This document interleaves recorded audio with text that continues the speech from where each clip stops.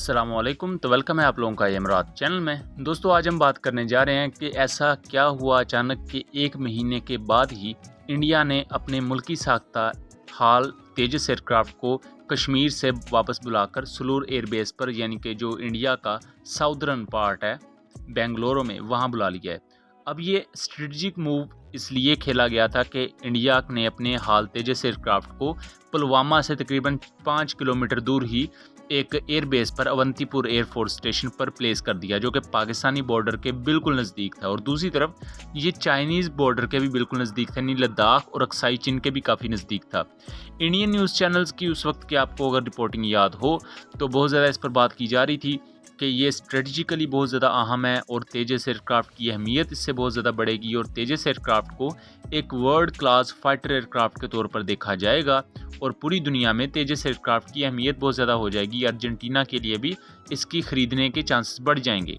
लेकिन अब हुआ कुछ यूँ है कि जुलाई के एंड में तेजस एयरक्राफ्ट को प्लेस किया गया था कश्मीर में, लेकिन अब यानी कि सितंबर के शुरू में ही ये खबर आ चुकी है कि तेजस एयरक्राफ्ट को अब इंडियन ऑक्युपाइड कश्मीर से निकालकर वापस इंडिया के जनूबी एरियाज़ यानी कि सुलूर एयरबेस बेंगलुरु में ले आया गया है। इसकी वजह कुछ ये भी बताई जा रही है कि तेजस एयरक्राफ्ट उस तरह परफॉर्म नहीं कर पा रहे थे नॉर्दर्न एरियाज़ में जैसा इनसे एक्सपेक्ट किया जा रहा था।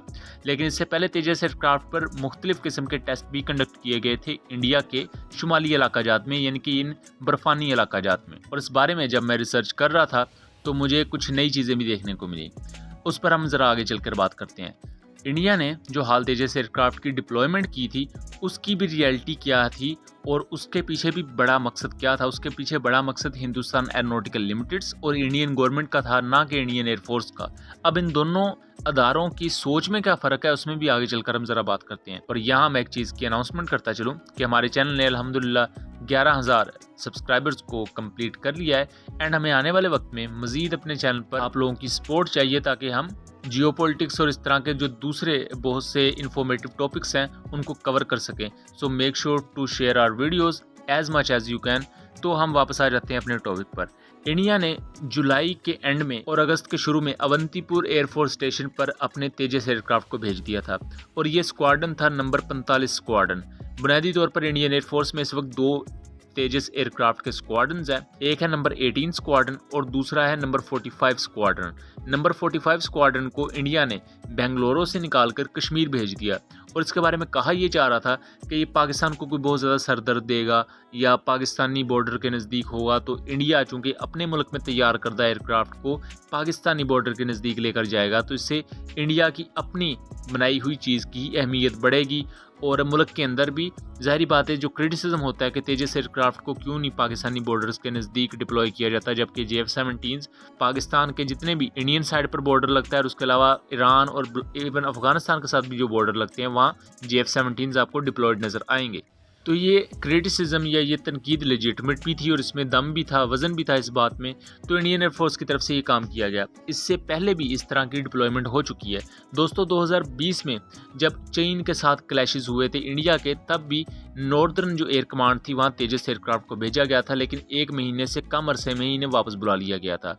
उसकी वजह भी यही थी कि नॉर्दर्न एयर कमांड के अंडर ये एयरक्राफ्ट कोई अच्छे परफॉर्म नहीं कर पा रहे थे, या उन्होंने जब इस एयरक्राफ्ट को जंगी माहौल में रख के देखा तो उन्हें पता लगा कि तेजस एयरक्राफ्ट जंगी माहौल में अभी यूज़ करने के काबिल नहीं है।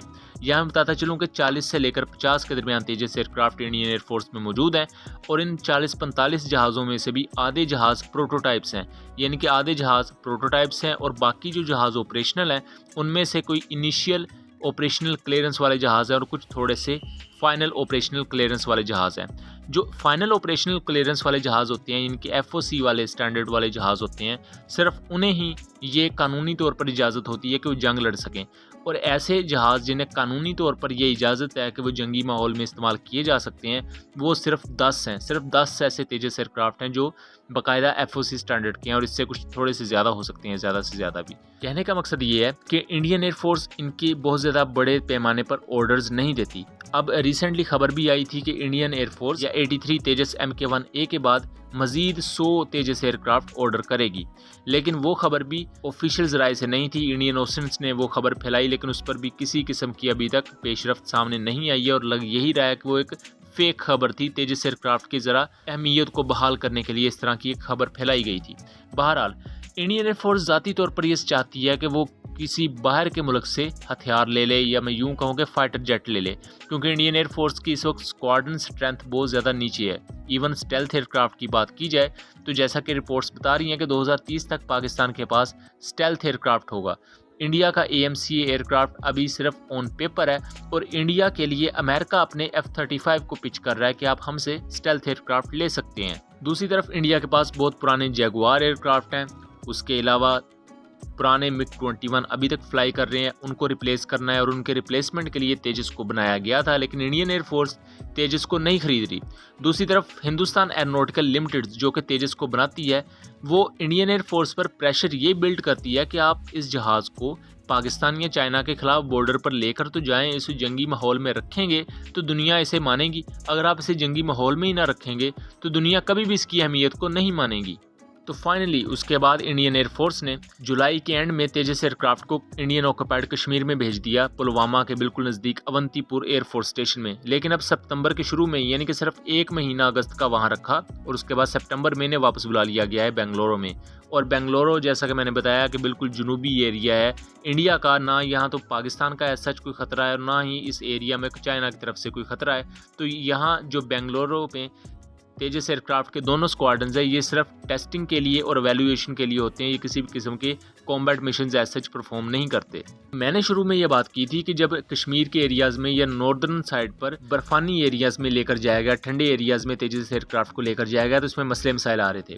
पहला तो ये सिंगल इंजन एयरक्राफ्ट है, इसकी थ्रस्ट टू वेट रेशियो पहले ही कम थी, और दूसरा इसकी कोटिंग पर जंग लगना शुरू हो गया था, यानी कि इस पर क्रोजन आना शुरू हो गया था। अब आप सोचेंगे कि इसका तो कोई सबूत ही नहीं है, तो मैं आपको सबूत दिखाता हूँ। और से ही चीज़ देखें तो इसके जो फ्यूल टैंक है उस पर आपको जंग लगा नज़र आएगा, और ये इसकी बहुत पुरानी एक तस्वीर है जो टेस्टिंग के दौरान ली गई थी।